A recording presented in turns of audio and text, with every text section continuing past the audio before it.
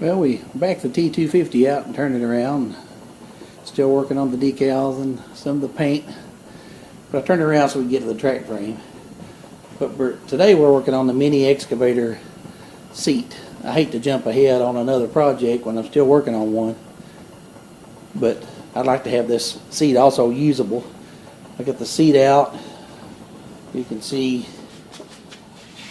it's destroyed. And because that wet foam holds water, it does all this damage. So let's get into it.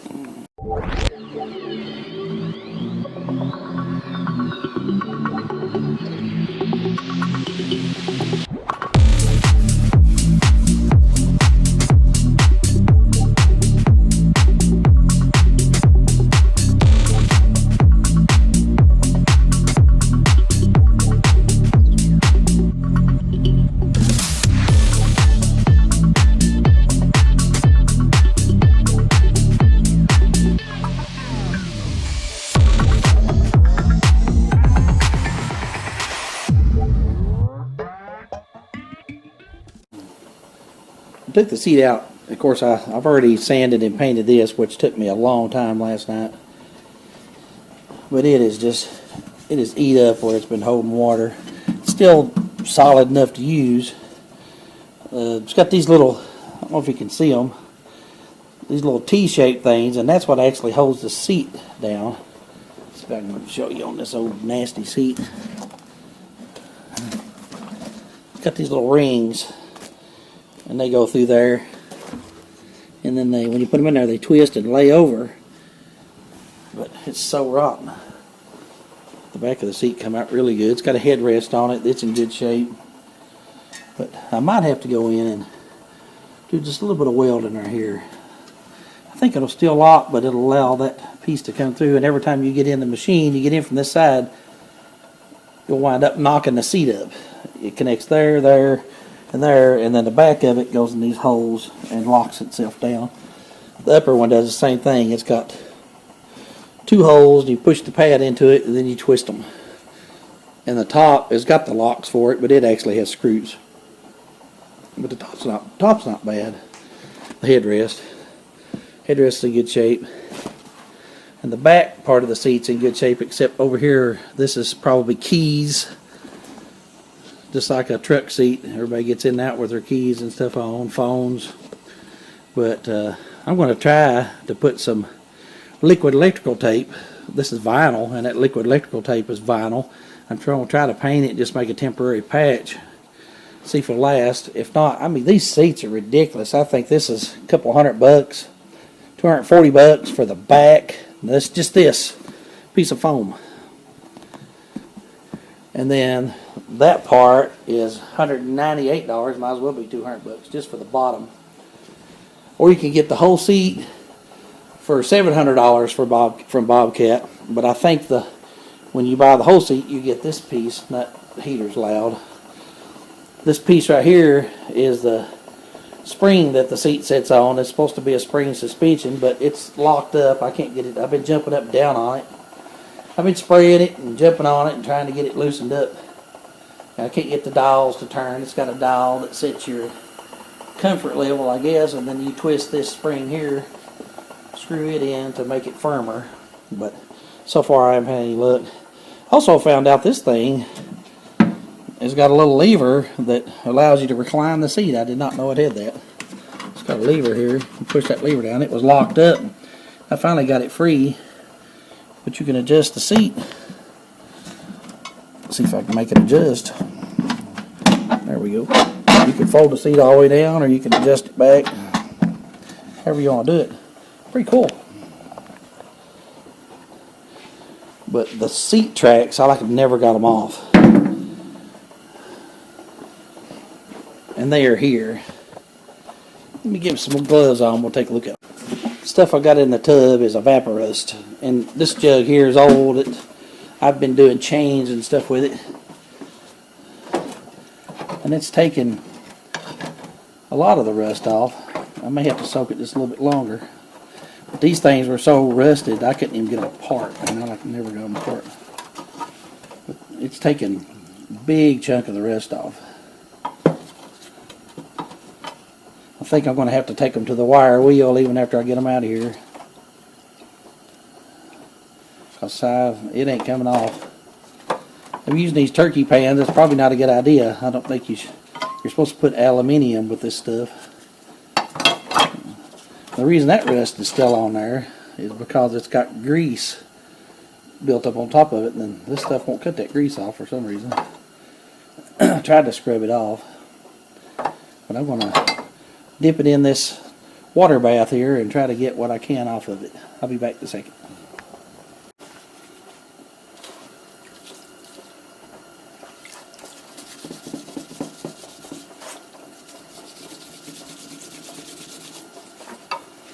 Taking a lot of it off. Still got some really heavy pitting going on there.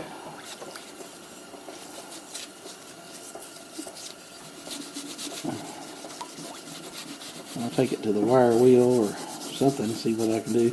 I need a sandblaster, but I don't have one. I've got a setup for one out in the building. I've never put it together. I don't have all the parts.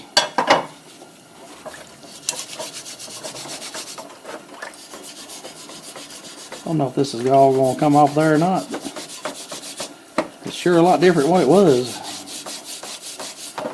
Water stands underneath those wet seats. It just soaks right into this mess and makes it awful. It's going to take something more powerful than Scotch-Brite.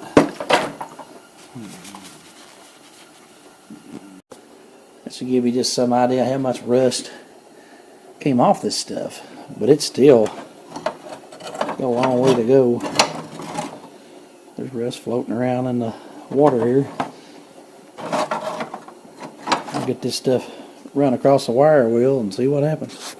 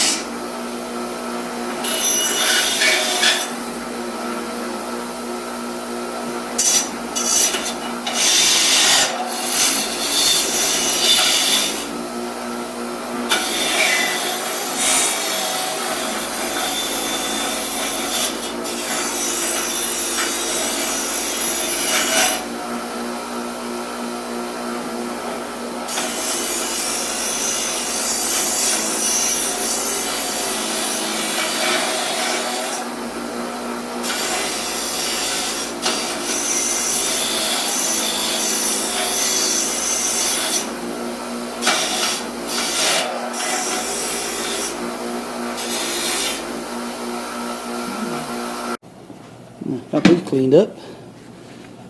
The stuff was just on the surface. I guess that rust stuff loosened it up. I was able to get the rest of it off. I'm going to dry these with a torch. Make sure there's no water left inside that rust. And then we will paint them and put them back on.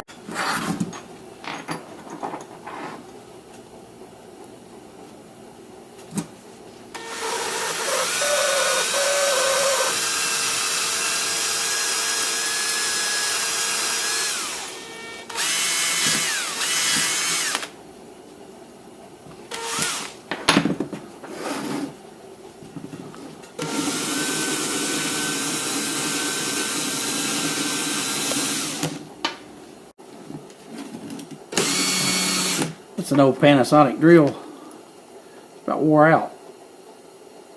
I think the chuck's just loose. But I've had this thing probably 20 years or longer. And I got it used. It came from a construction company that it used nothing but Panasonic. And at the time, they were the only drills out there that were any count. They pretty much invented this technology. This is a 15.5 volt, I think. 14.5, 15.5, something like that. And they still sell these. You can still buy them. I don't know if you can get them from Panasonic, but I've seen them on eBay. And for what it is, it's an outstanding drill. I used to, when we used to put barns together, I would keep the shears, the tin shears on this drill, and we done nothing but cut tin with it and never had an issue. It's probably why the barons are about out in it. But it's still, I can charge, I got one battery left, I can charge this one battery and it hangs right in there. For stuff around the garage, you can't beat it. It stays charged when everything else runs down. It's amazing. Try to get some black paint on these, especially down in the bottom where all the rust is.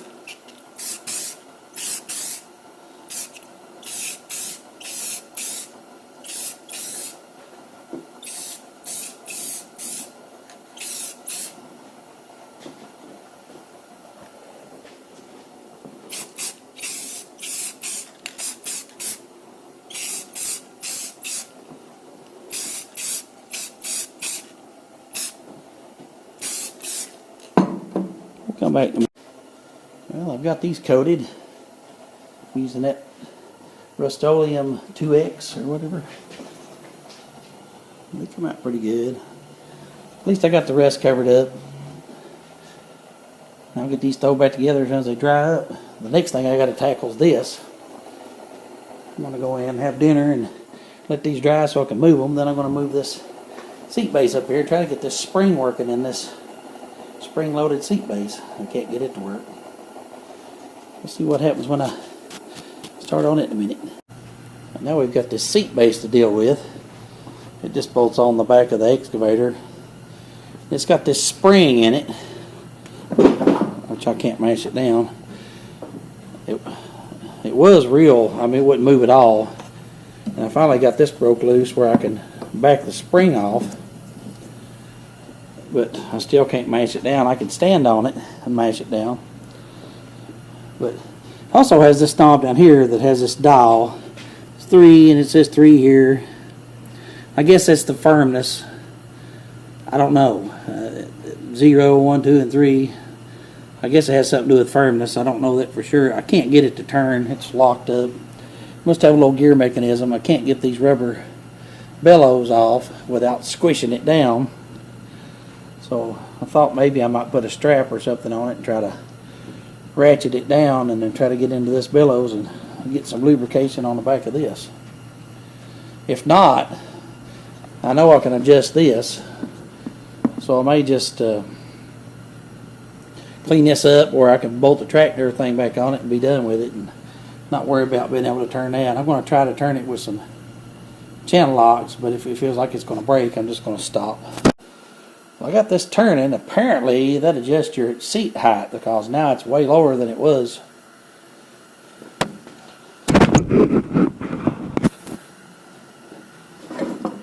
I can put pressure on it and it raises the seat up.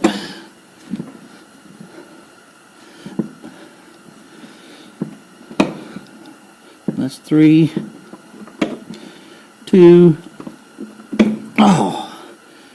One went way up.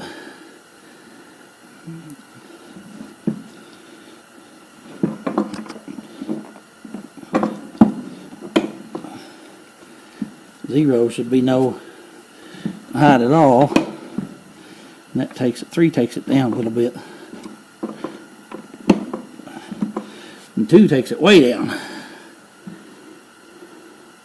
And it's actually turning. The little dial is. Yeah. Well, that's as high as it goes before, so we'll leave it there. It looks like everything's working. Oh, that was stressful.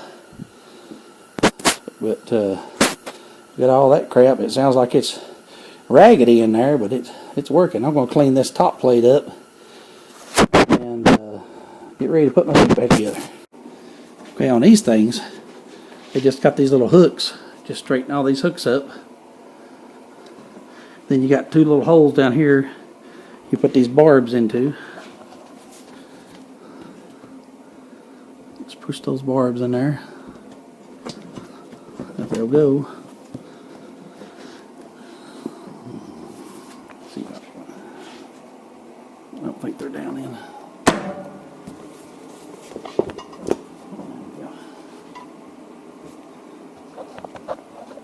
Now we've got to get these little rings through these three little slots.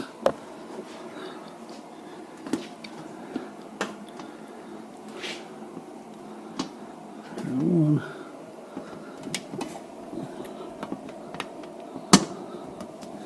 Get them all lined up.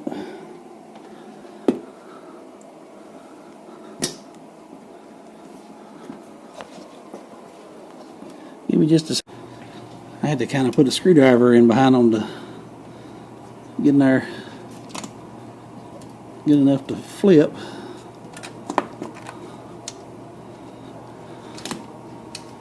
There we go. They're all locked in. That's the headrest.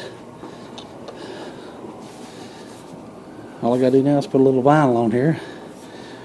Now, what to do about that?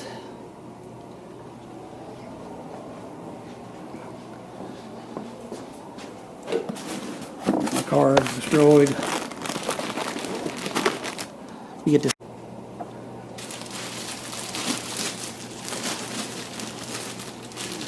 This is from Bobcat. And it wasn't cheap. I don't have no choice. Childproof too. Nobody else carried just the seat replacement that I could find. If there's somebody out there, I don't know about them.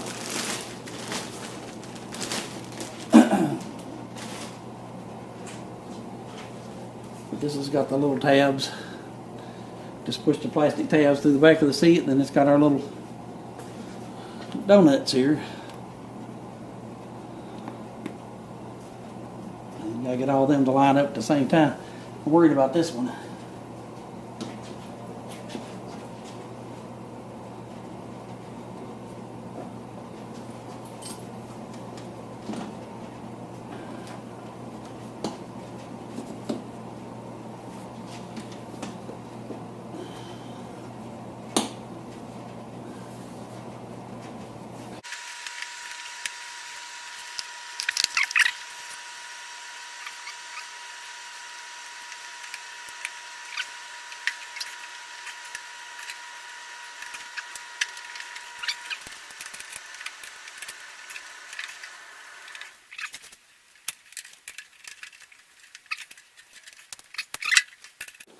Well, I have to say, we went from this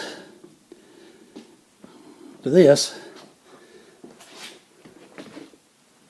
and it was kind of rough. Putting the seat back on was rough. I didn't think it was going to be so rough. But we got a new bottom. I don't really believe we need a new back yet. I got to put something over this. But there's cracks in the headrest too. We'll keep armor all on it and try to get it where it's back pliable, but it's pretty crunchy.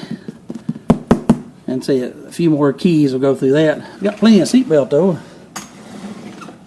It's kind of neat. It hangs off this thing off the back of the machine. It hangs off this mount, but it's got these cables that goes right directly to the seat belt. Just in case, I guess it comes off the mount, it won't throw you off the machine. You've got this other one cabled in over here. Pretty cool. It come out pretty good. Got a few handprints on my paint, but it wasn't hardly cured enough. We got the bouncy thing fixed, and it slides sort of. It don't slide great. And added bonus, I found out that the seat has a flip function on it. You can sit it up, sit it back. That'll be helpful. I got the mechanism working that slides it back and forth, the thing that sets the ride stiffness, and the thing that sets the ride height. All that's working. But none of that worked when we took it apart. It was just rust. I filled that garbage can with crap and dirty rags and stuff where we cleaned this thing up. It was a mess. But I thank you guys for riding along. I do appreciate it. It was a lot of fun. Now I'm going to have we can use our excavator. Maybe it'll show up more in our videos now that we've got a nice cushy seat to ride on. And the seats just kind of clip in. That's kind of cool. I think that's interesting. It's hard to get this stiff new one on though. Really hard to get them little clips down in there. But it's locked in. A person could, if they wanted to, unclip it and take it in every time they leave it out in the weather, take the seat off, but it's going to have to soften up a little bit first. It was hard to get on there. But please like and share, subscribe if you like this. If you'd like to see us do something different, let us know. If you like the content that we're doing now, let us know. And subscribe to our channel. We need all the subscribers we can get. I do appreciate you guys. Stay clean, everybody.